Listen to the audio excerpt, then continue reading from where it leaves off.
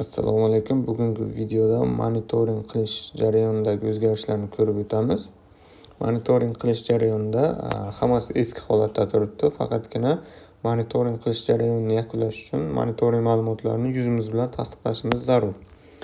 Demak, eski holatdagidek monitoring qilish tugmasini bosamiz va turgan joyimiz bo'yicha, lokatsiya bo'yicha 3 kilometr radiusda bizga tegishli dalalarni chiqarib beradi va sariqqa tutashgan dalani ustiga bosib turib monitoring qilish tugmasini bosamiz va dala bo'yicha ma'lumotlarni kiritamiz, qanaqa zararkunanda bor va qancha maydonni monitoring qilyapmiz va tegishli maydonni rasmiy olib yuklaymiz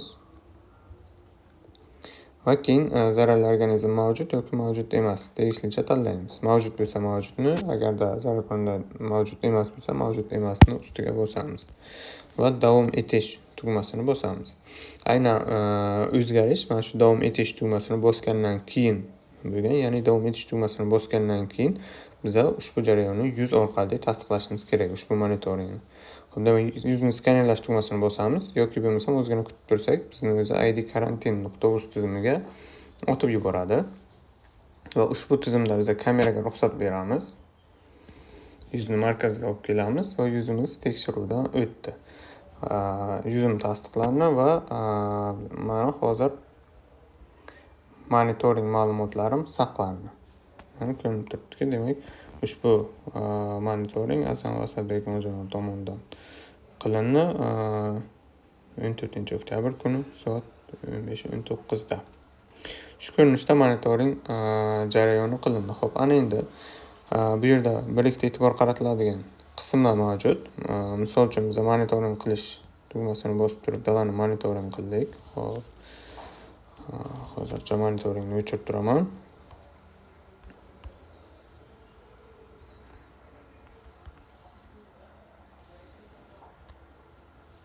Xo'p.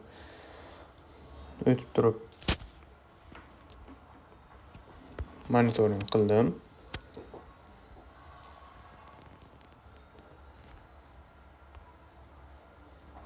Tegishli ma'lumotlarni kiritib turib rasmga olib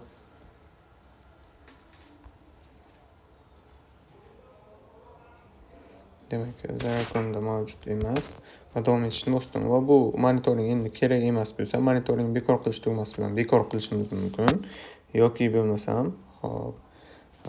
bo'lmasam agarda mabodo boshqa sahifaga o'tib ketib qoladigan bo'lsak, toki o'sha berilgan muddat, ya'ni hozirda bizga 9 daqiqa 43 soniya berilgan, taxminan 10 daqiqa berilgan. Shu 10 daqiqa ichida demak biza yuzimiz orqali ushbu ma'lumotni tasdiqlashimiz kerak. Ya'ni dala monitoringini yuzimiz orqali berilgan 10 daqiqa ichida tasdiqlashimiz kerak. Agarda shu 10 daqiqa ichida yuzni tasdiqlamasak, ushbu ma'lumotlar avtomatik tizimdan o'chib ketadi.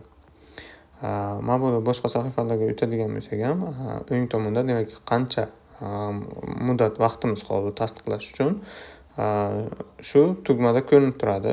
Shu berilgan muddatda, misol uchun 9 minut ichida men yuzim orqali ushbu monitoring ma'lumotini tasdiqlamasam, bu monitoring ma'lumoti o'chib ketadi va qayta tiklab bo'lmaydi. Ustiga bosaman va yuzni skaner qilish tugmasini bosaman. Ana endi ID karantin.uz tizimiga o'tadi. Kameraga ruxsat beraman va yuzni tasdiqlayman.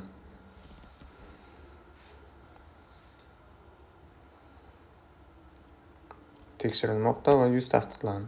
Monitoring ma'lumotlarim demak muvaffaqiyatli bajarildi degan xabar keldi va ochib qaraydigan bo'lsam, monitoring ma'lumotim mana tizimda saqlandi.